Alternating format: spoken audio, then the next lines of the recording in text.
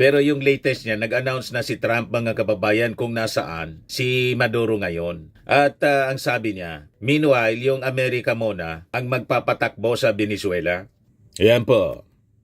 Sabi ni Trump, US to run Venezuela after toppling Maduro in military attack. Kaya yung mga kaalyado po ng Venezuela, tulad ni Putin, saka ni Xi Jinping, na nagkikinabang mga kababayan sa oil resources ng Venezuela. Yung Venezuela po kasi, isa siya sa siya yung pinakang malaking oil reserve sa mundo ngayon. Mag-iisip na ngayon si Xi Jinping.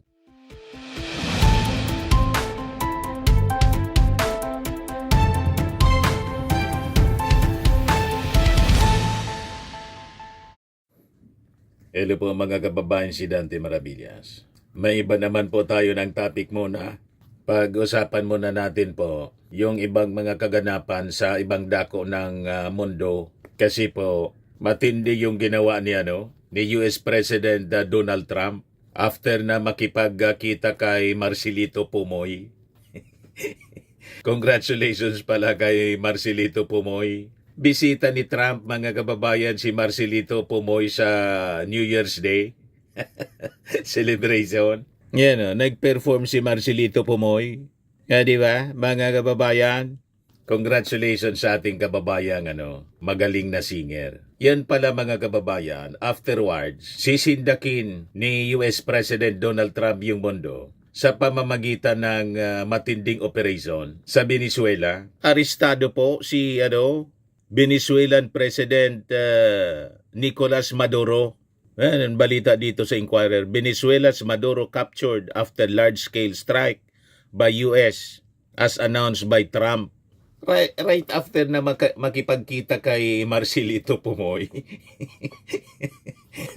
In-invite mo na si Marcelito Pumoy, mga kababayan, para sa Christmas Eve celebration. Afterwards, ang isusunod pala na nasa plano, mga kababayan, nasyak yung buong mundo. Kahapon, mga kababayan, isinagawa yung large-scale operation para aristohin, mga kababayan, yung presidente mismo ng Venezuela. Matagal na tong winawarningan kasi ni Trump.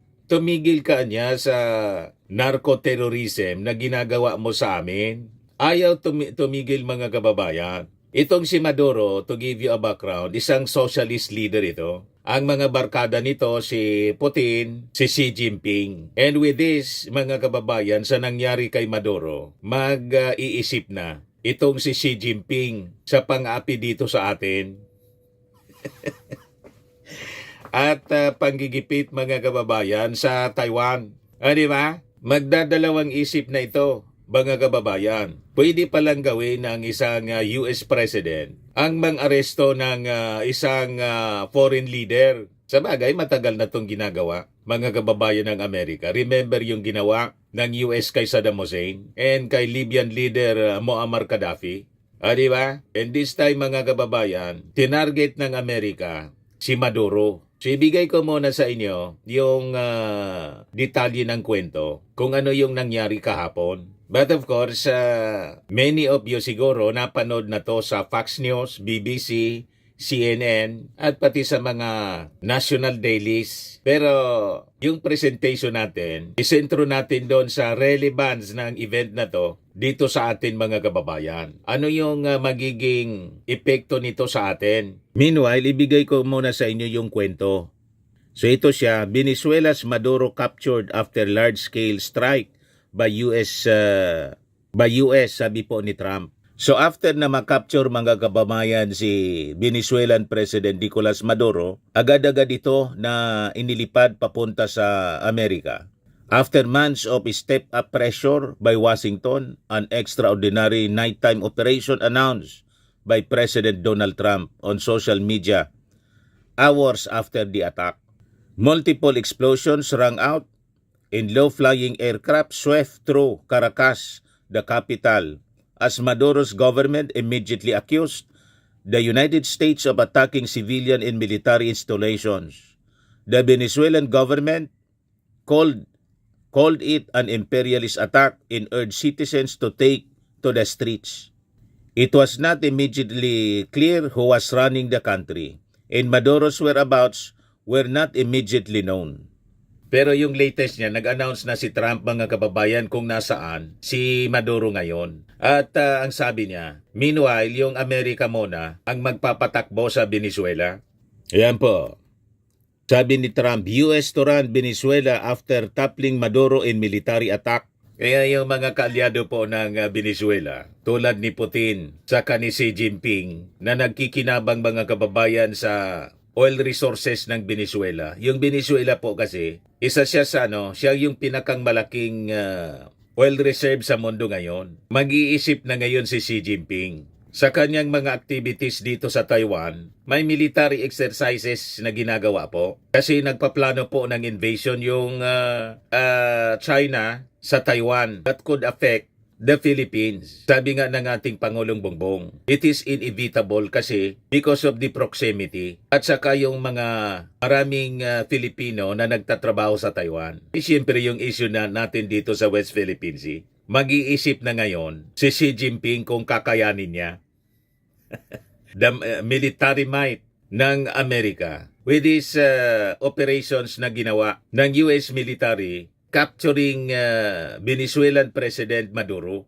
So ito si President Trump, mga kababayan, sa kanyang pahayag sa media after the military operation, successful military operation to arrest Maduro. Pakinggan natin yung kanyang mga pahayag. We appreciate you being here. Late last night and early today, at my direction, States Armed Forces conducted a military operation in the capital of Venezuela. Overwhelming American military power, air, land, and sea, was used to launch a spectacular assault. And it was an assault like people have not seen since World War II.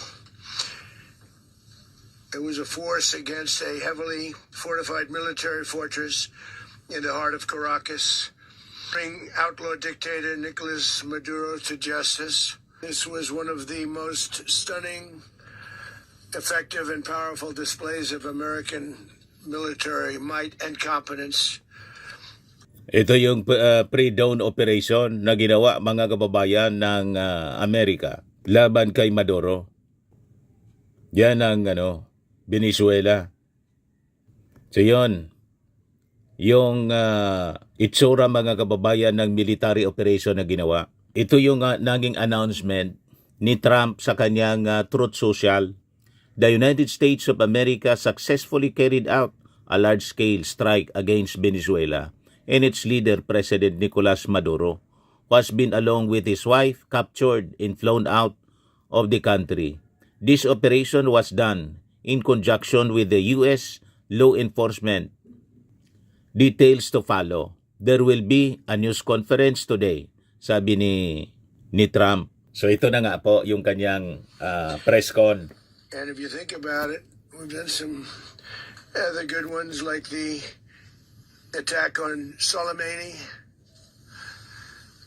the attack on al-Baghdadi, and the obliteration and decimation of the Iran nuclear sites just recently in an operation known as Midnight Hammer. All perfectly executed and done.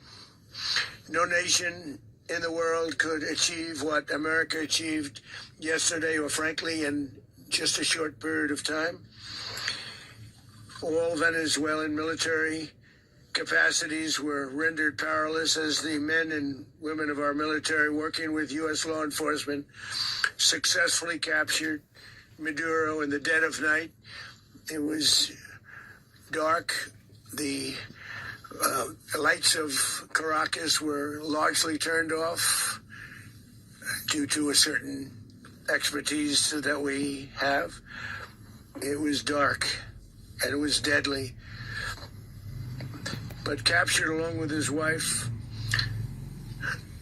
Celia Flores, both of whom now face American justice. Maduro and Flores have been indicted in the Southern District of New York, it's Jay Clayton, for their campaign of deadly From ABC narco-terrorism News pala against the to, United mga States kababayan. and its citizens. I want to thank the men and women of our military who achieved such an extraordinary success overnight with breathtaking speed, power, precision, and competence. You rarely see anything like it. You've seen some raids in this country that didn't go so well. They were an embarrassment. If you look back to Afghanistan, or if you look back to the Jimmy Carter days, they were different days. We're a respected country again, maybe like never before. These highly trained warriors operating in collaboration with U.S. law enforcement caught them in a very ready position. They were waiting for us. They knew we had many ships out in the sea, just sort of waiting. They knew we were coming. So they were in what's called a ready position. But they were completely overwhelmed and very quickly incapacitated. Hindi nakapurma po yung Venezuelan army. I'm not sure that you'll ever get to see it, but it was an incredible thing to see. Shock sila. Not a single American service member was killed, Hindi and not a single nakapurma. piece of American equipment was lost. We had many helicopters, many planes, many people involved in that fight. But think of that, not one piece of military equipment was lost, not one service member was, more importantly, killed. The United States military is the strongest and most fearsome military on the planet by far.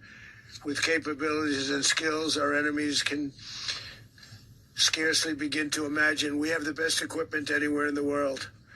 There's no equipment like what we have, and you see that even if you just look at the boats. You know, we've knocked out 97% of the drugs coming in by sea.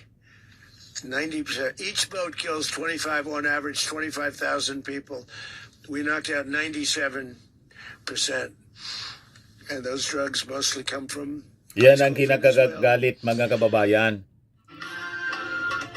ni Trump. Nag-warning na siya na tigilan ang narco-terrorism na ginagawa ng Venezuela sa Amerika kasi ang dami nang namatay. Dinodroga, binabaha mga kababayan ng droga ng Venezuela, yung Amerika. Ayaw paawat ni Maduro, ito ngayon yung nangyari sa kanya. Naglunsad ng military operation to capture doon mismo sa palasyo. Nilusob mga kababayan ng Amerika yung palasyo mismo and kinapture itong si Maduro and dinala ngayon sa Amerika to face justice. Tuloy natin yung speech ni Trump. We fought wars that were 10,000 miles away. We built Venezuela oil industry with American talent, drive, and skill, and the socialist regime stole it from us during those previous administrations, and they stole it through force. This constituted one of the largest thefts of American property in the history of our country. Considered the largest theft of property in the history of our country. Massive oil infrastructure was taken like we were babies, so we didn't do anything about it. I would have done something about it. America will never allow foreign powers to rob our people or drive us back into and out of our own hemisphere. That's what they did.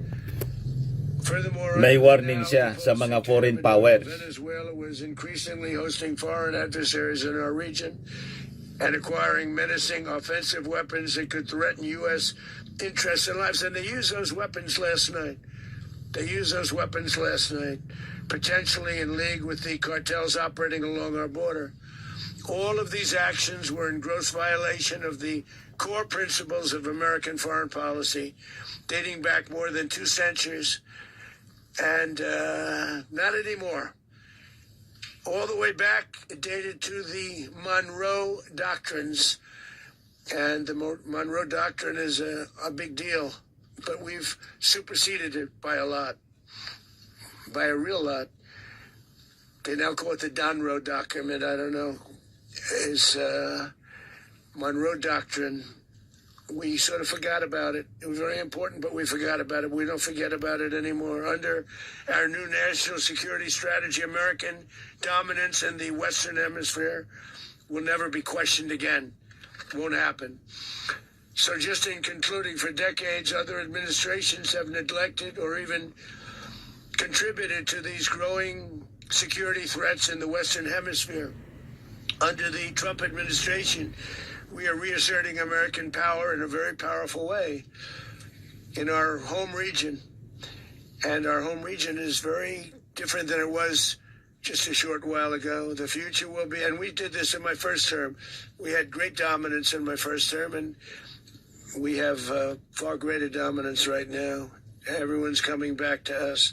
The future will be determined by the ability to protect commerce and territory and resources that are core to national security. These are core to our national security. Just like tariffs are, they've made our country rich, and they've made our national security stronger than ever before. But these are the iron laws that have always determined global power. Always determined global power. And we're going to keep it that way. We will secure our borders. We will stop the terrorists. We will crash the cartels, and we will defend our citizens against all threats, foreign and domestic. Other presidents may have lacked the courage or whatever to defend America, but I will never allow terrorists and criminals to operate with impunity against the United States. This extremely successful operation should serve as warning to anyone who would threaten American sovereignty To or anyone. endanger American lives. That includes Very Putin importantly, and the Xi embargo on all Jinping. Venezuelan oil Kahit hindi niya remains in full sinasabi. effect. The Yun ang American ibig niyang sabihin. To Armada anyone. remains poised in position, and the United States retains all military options until United States demands have been fully met and fully satisfied. All political and military figures in Venezuela should understand what happened to Maduro can happen to them, and it will happen to them if they aren't just May warning fair, siya. even to their people. The dictator and terrorist, Maduro, is finally gone in Venezuela. People are free. They're free again. It's been a long time for them, but they're free. America is a safer nation. This morning, it's a prouder nation this morning because it didn't allow this horrible person and this country that was doing very bad things to us. It didn't allow it to happen. And the Western Hemisphere is right now a much safer place to be. So I want to thank everybody for being here. I want to thank General Raisin Kane. He's fantastic man. I've worked with a lot of generals. I worked with some I didn't like. I worked with some I didn't respect. I worked with some that just weren't good. But this guy is fantastic. I watched last night one of the most precise attacks on sovereignty. I mean, it was an attack for justice. And I'm very proud of him, and I'm very proud of our Secretary of War, Pete Hegseth, who I'm going to ask to say a few words. Thank you very much. Yung Secretary of Defense nila, pinalitan na ng pangalan, Secretary of War. You see?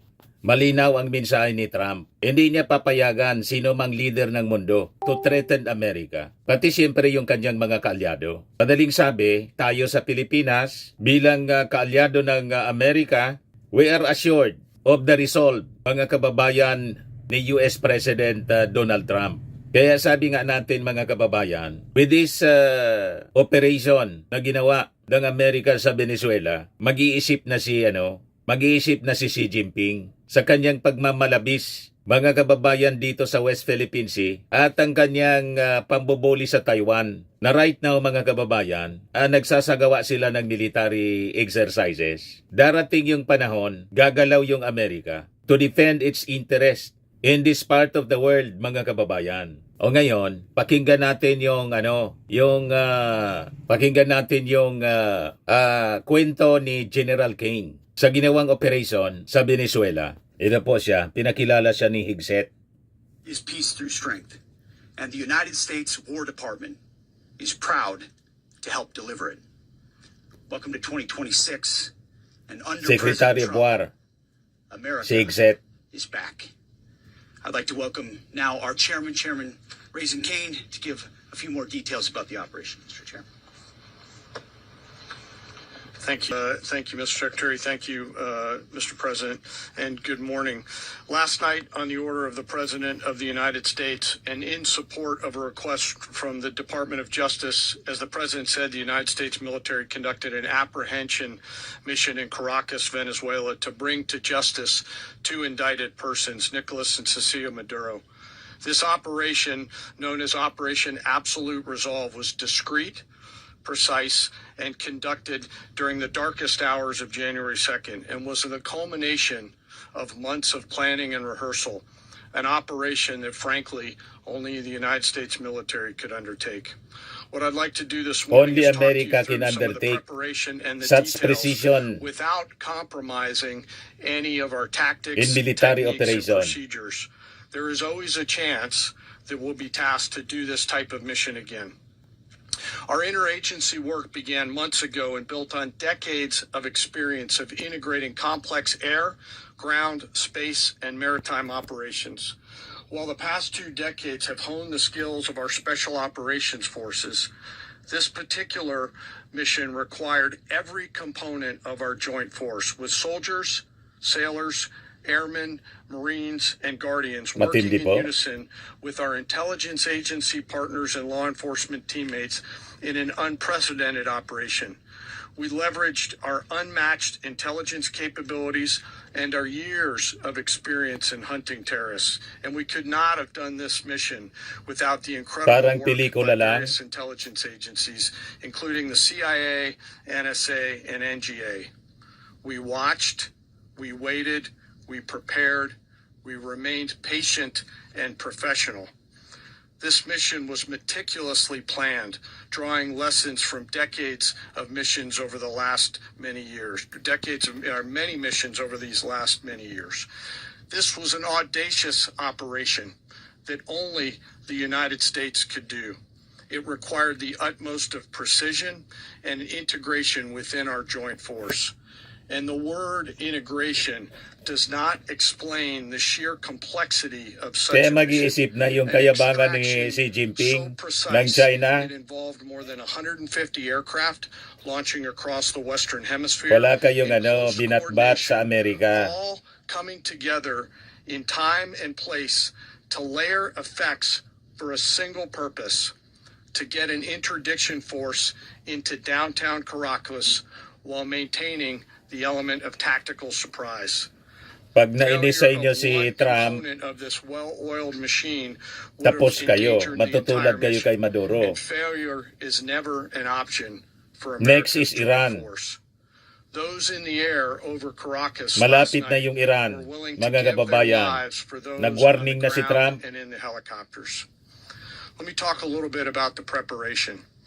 After months of work by our intelligence teammates to find Maduro and understand how he moved, where he lived, where he traveled, what he ate, what he wore, what were his pets, in early December, our force was set pending a series of aligned events. Key was choosing the right day to minimize the potential for civilian harm and maximize the element of surprise, and minimize the harm to the indicted personnel, so as the President said, they could be brought to justice. And as the President said earlier today, weather in Venezuela is always a factor this time of the year. And over the weeks through Christmas and New Year's, the men and women of the United States military sat ready, patiently waiting for the right triggers to be met and the President to order us into action. Last night, the weather broke just enough, clearing a path that only the Perfect most timing po. skilled Hinintay nila. aviators in the world could maneuver through. Ocean, mountain, low cloud ceilings. But when tasked with a mission, this organization does not quit. At 10:46 p.m. Eastern Time last night, the President ordered the United States military to move forward with this mission. He said to us, and we appreciate it, Mr. President, good luck and Godspeed. And those words were transmitted to the entire joint force. Over the course of the night, aircraft began launching from 20 different bases on land and sea across the Western Hemisphere. In Matindi. total, more than 150 aircraft, bombers, fighters, intelligence, reconnaissance, surveillance, rotary wing were in the air last night. Thousands and thousands of hours of experience were airborne. Our youngest crew member was 20, and our oldest crew member was 49, and there's simply no match for American military might. As the night began, the helicopters took off with the extraction force, which included law enforcement officers, and began their flight into Venezuela at 100 feet above the water. As they approached Venezuelan shores, the United States began layering different effects provided by Spacecom, Cybercom, and other members of the interagency to create a pathway. Overhead, those forces were protected by aircraft from the United States Marines, the United States Navy, the United States Air Force, and the Yung edge ng International Amerika po, yung The force napaka-advanced na included technology F-22s, nila, military F-35s, technology. F-18s, EA-18s, E-2s, B-1 bombers, and other support aircraft, as well as numerous remotely piloted drones. As the force began to approach Caracas, the Joint Air Component began dismantling and disabling the air defense systems in Venezuela, employing weapons to ensure the safe passage of the helicopters into the target area. The goal of our air component was, and always will be to protect the helicopters and the ground force and get them to the target and get them home. As the force crossed the last point of high terrain where they'd been hiding in the clutter, we assessed that we had maintained totally the element of surprise. As the helicopter force ingressed towards the objective at low level, we arrived at Maduro's compound at 1:01 a.m. Eastern Standard Time, or 2:01 a.m. Caracas local time, and the apprehension force descended into Maduro's compound and moved with speed, precision, and discipline towards their objective, and Matindi. isolated the area to ensure the safety and security Hindi of the ground nakaporma force po, Presidential while Guard ni apprehending Maduro. the indicted persons. On arrival into the target area, the helicopters came under fire, and they replied with that fire with overwhelming force in self-defense. One of our aircraft was hit, but remained Nakapaputik flyable, din and pala as the yung President said Venezuelan earlier forces. today, all of our aircraft Kaya came lang, wala home. That na. aircraft remained flyable during the rest of the mission. Nasurpresa sila. As the operation unfolded at the compound, our air and ground intelligence teams provided real-time updates to the ground force, ensuring those forces could safely navigate the complex environment without unnecessary risk. Rendered inutil yung armed forces ng Venezuela. Protected by overhead tactical aviation. Maduro and his wife, both indicted, gave up and were taken into custody by the Department of Justice, assisted by our incredible U.S. military with professionalism and precision, with no loss of U.S. life. After securing the indicted persons, the force began to prep for departure. Helicopters were called in to exfiltrate the extraction force, while fighter aircraft and remotely piloted aircraft provided overhead coverage and suppressive fire. There were multiple self-defense engagements as the force began to withdraw out of Venezuela. The May force putukan din. successfully exfiltrated May engagement and din pala returned to their afloat launch na nangyari. bases, and the force was over the water at But zero casualty po 3:29 sa a.m. Eastern Standard Amerika. Time, with indicted persons on board. And both Maduro and his wife were embarked aboard the USS Iwo Jima. In closing, what we've witnessed today is a powerful demonstration of America's joint force. We think, we develop, we train, we rehearse, we debrief, we rehearse again and again, not to get it right, but to ensure that we cannot get it wrong. Our jobs are to integrate combat power so when the order comes, we can deliver overwhelming force at the time and the place of our choosing against any foe anywhere in the world. Anywhere I in am the world, immensely world, proud today any of foe. our joint force. Di ba pa and filled ano, with gratitude to patama represent sa them mga here kalaban today. ng Amerika, There is simply like no China. mission too difficult for these incredible Parinig professionals po. and the families that stand by them and support them. As we stand here this morning, our forces remain in the region at a high state of readiness, prepared to project power, defend themselves, and our interests in the region. This operation is a testament to the dedication and unwavering commitment to justice and our resolve to hold accountable those who threaten peace and stability. In closing, Those I who want to threaten express my peace and heartfelt gratitude instability. to the brave men and women who executed this May mission. warning po yung Their Amerika. courage and tireless commitment to our nation are what makes us strong. Thank you. Ano na kayo ngayon? Yung mga taghanga ni Xi Jinping. Tamimi kayo ngayon. Huwag kasi masyadong mayayabang. Ang Amerika still unmatched in terms of military power. Until today, may mga gustong sumubok na pantayan yung Amerika. But still, America is unmatched. Ito yung display of military might ng Amerika na wala pang makakapantay mga kababayan. So this will serve as a warning kay Putin sa Russia mga kababayan na hindi pa ito kayang gawin ng Russia. Nakita ninyo sa war between Russia and Ukraine po. 3 taon nang hinahunting ni Putin si Zelensky.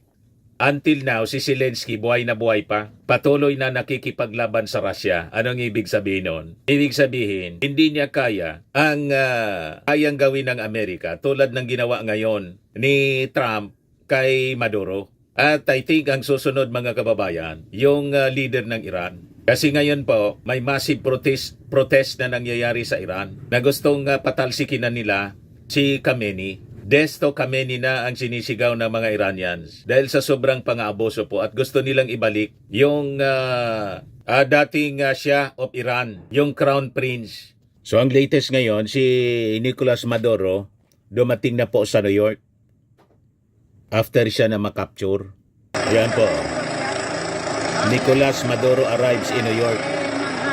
Yan po mga kababayan. Kasama yung asawa. Breaking news siya mga kababayan.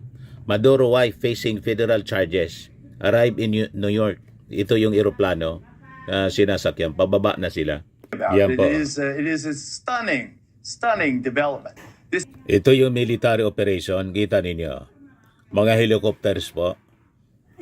Yan po mga kababayan. Mga pagsabog during the military operation para i-arrest si Maduro. So yan mga kababayan yung mga pagsabog.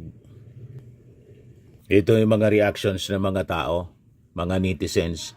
This was primarily about keeping Russia and China from gaining a foothold in South America. Sabi ng isa pa, si Queen Faxia, China and Russia cannot save the friend that tells you they are not a good friends. Sabi ni Gary, all the different opinions aside, I'm speechless how the U.S. Special Forces could pull this off as smooth as you can imagine. What an incredible operation. They just snatched him off like a dog. Sabi ni MTech, China is now stressed as one of their oil sources is gone. Sabi ni Hypocrisy, he basically China and Russia remote. Sabi ni Real Combat, this how Russia supposed to attack Ukraine. Russia is amateur. Wala yung Russia po, 3 years na nakipag-gira sa Ukraine. Hanggang ngayon, presidente pa rin ng Ukraine mga kababayan si Zelensky. Di ba? So, malayo pagdating sa puwersa. Military tactics in operation, military might and precision sa operation, still unmatched ang Amerika. At with this display of military might, magdadalawang isip mga kababayan si Putin at saka si Xi Jinping na isa katuparan yung kanilang plano dito sa